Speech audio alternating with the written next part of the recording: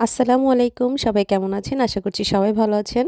আজকে আমি আপনাদেরকে দেখাবো প্লাম আর নাশপাতির কম্বিনেশনে একটি রেসিপি, যেটা ৬ মাসের বাচ্চাদের জন্য খুবই উপকারী। বিশেষ করে যেসব বাচ্চাদের কনস্টিপেশনের সমস্যা আছে তাদের জন্য তো এটা খুবই হেল্পফুল।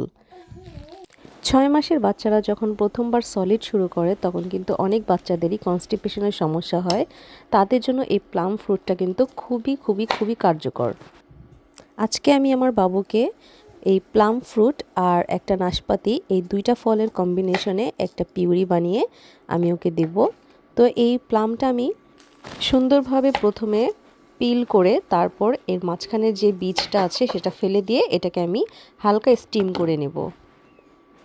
প্লাম আর নাশপাতি দুটোই কিন্তু খুবই হাইড্রেটেড একটা ফল, তাই আমি এটাকে খুব বেশিক্ষণ স্টিম করব না, খুব দ্রুতই সর্বোচ্চ ৩ থেকে ৫ মিনিট আমি এটাকে স্টিম করে তার সুন্দরভাবে ম্যাশ করে দেব।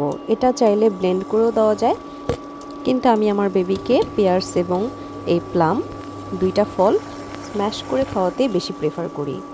পেয়ার্স যেমন খুবই হাই ফাইবারের একটি ফ্রুট, ঠিক তেমনি এটাতে আছে ভাইটামিন এবং মিনারেলস। আবার প্লাম ফ্রুটসটাতেও আছে প্রচুর পরিমাণে ভাইটামিন এবং অ্যান্টিঅক্সিডেন্ট। ৬ মাসের বেবিরা যখন প্রথমবার সলিড শুরু করে তখন কিন্তু এই প্লাম ফ্রুটটা খুবই কার্যকরী, কারণ তাদের কনস্টিপেশনের জন্য এটা খুবই হেল্পফুল। প্রতিদিনের খাদ্য তালিকায় যদি ১ চা চামচ করে প্লাম ফ্রুটের পিউরি খাওয়ানো যায় তাহলে কিন্তু বেবিদের কনস্টিপেশনের সমস্যা একেবারেই থাকবে না।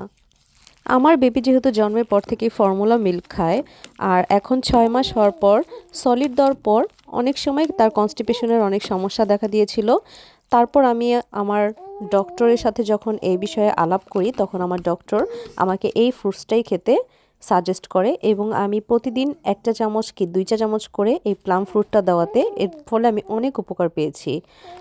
এই প্লাম ফ্রুটটা কিন্তু অন্য আরও যে কোনো ফ্রুটের সাথেই মিশিয়ে চাইলে দেওয়া যায়।